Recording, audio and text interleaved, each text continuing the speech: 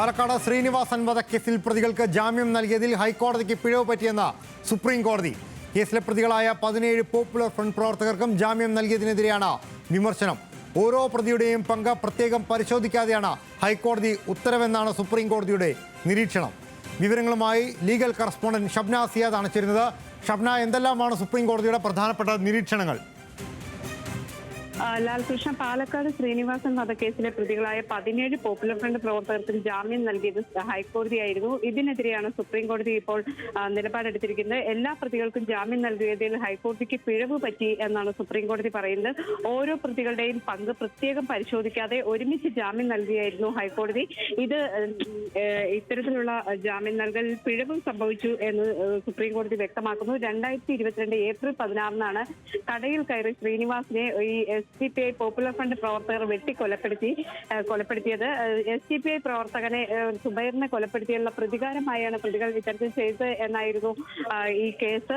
അതിനുശേഷം ഈ 17 പ്രതികൾക്കും ഹൈക്കോടതി ഒരുമിച്ച് തന്നെ ജാമ്യം നൽകിയിരുന്നു. ഇതിനെതിരെയാണ് ഇപ്പോൾ ഈ ശ്രീനിവാസന്റെ ബന്ധുക്കളടക്കം സുപ്രീം കോടതിയെ സമീപിക്കുകയും സുപ്രീം കോടതി ഇത്തരത്തിൽ നിലപാട് സ്വീകരിക്കുകയും ചെയ്ത് ഇതിൽ പിഴവ് പറ്റി എന്നാണ് സുപ്രീം കോടതി പറഞ്ഞിട്ടുള്ളത്. ഹർജി ഏതായാലും പിന്നീട് പരിഗണിക്കാൻ മാറ്റി. സ്വാഭാവികമായിട്ടും തുടർ നടപടി എന്നോണം ഇവരുടെ ജാമ്യം റദ്ദ് ചെയ്യാനും ബാക്കി നിയമ നടപടികളിലേക്ക് കടക്കാനുമുള്ള നിർദ്ദേശങ്ങൾ ഉണ്ടാകാനുള്ള സാധ്യതയുണ്ടോ?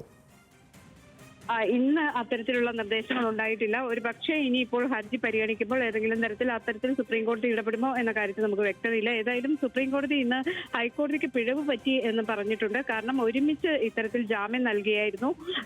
ഈ ജാമ്യം നൽകിയ നടപടി തെറ്റാണ് എന്ന് സുപ്രീം കോടതി വ്യക്തമാക്കിയിരിക്കുന്നു. ഇനി അടുത്ത വാദത്തിനിടെ സുപ്രീം കോടതി ഇത്തരത്തിലുള്ള കാര്യങ്ങൾ വിശദമായി പരിശോധിക്കുകയും കോടതി തന്നെ പറയുന്നത് ഈ 17 പേരും ഈ കുറ്റകൃത്യത്തിൽ ഉൾപ്പെട്ടവരാണ്. ഇവരിൽ ഓരോരുത്തരുടെയും പങ്ക് എന്ത് എന്നത് സംബന്ധിച്ച് ഓരോന്നായി പരിശോധിക്കണമായിരുന്നു. അല്ലാതെ ഇത്തരത്തിൽ ഒരുമിച്ച് ജാമ്യം നൽകിയ നടപടിയാണ് തെറ്റാണ് എന്ന് പറഞ്ഞിട്ടുള്ളത്.